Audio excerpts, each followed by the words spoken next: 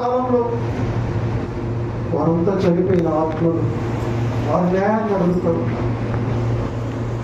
నీకోసం నా కోసం ప్రాణం పెట్టిన యేసయ్య కన్నీళ్లు విడుస్తూ ఉన్నాడు. ప్రతిరోజు యేసు కన్నీళ్లు విడిచనని యోహాను సువార్త 11వ అధ్యాయం 35వ వాక్యం సెలవిస్తుంది. ఆయన కన్నీళ్లు విడిచినాడు. లాజరు చనిపోయి 4 దినాలైంది.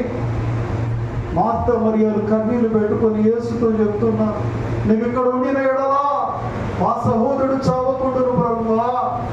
అయ్యా చచ్చిపోయినాడని ఏడుస్తుంటే ఆయన ఆత్మలో కలవరపడి ఆయన ఏం చేశాడు తెలుసా?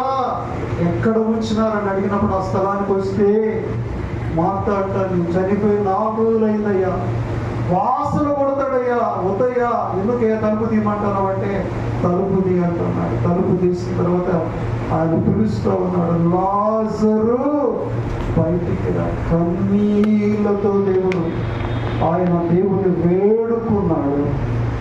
నీకోసం ఎవరు కన్నీరు విడవాలని ఏడుస్తున్నావా, బాధపడుతున్నావా? నీ కోసం కన్నీళ్లు విడిచే యేసు ఉన్నాడు. యేసు కన్నీళ్లు విడిచాను. ఇంగ్లీష్లో ఒక మాట ఉంటుంది, జీసస్ వెప్ట్ అని. ఆ మాట చాలా ప్రశస్తమైనది. యేసయ్య మన కోసం కన్నీళ్లు విడిచాడన్నది చాలా వాస్తవము. నీకోసమే నిన్ను గుర్తించుకున్నాడు ఆయన. నువ్వు కావాలి ఆయనకు. నువ్వు బాధపడుతుంటే ఆ యావత్ బాధలు ఆయన బాధ నుండి రావాలి. It's true.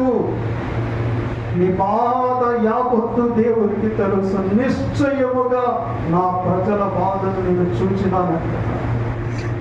దేవుడు సహాయం చేయరా, చూచిన దేవుడు విడుదల పరచడా నిన్ను.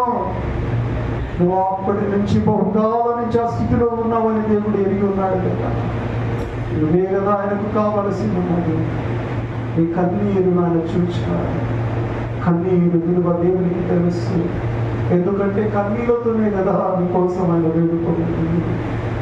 నీ కన్నీరు ప్రశస్తమైన ఆయనను చూడు. శిలువలో వేలాడుతున్న యేసయ్యను చూడు.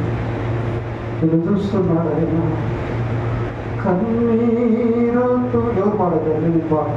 కన్నీరు తుడచి నీ కన్నతలు తీర్చును, నీ దగ్గరకు వచ్చి ఆదరణ ఇచ్చు.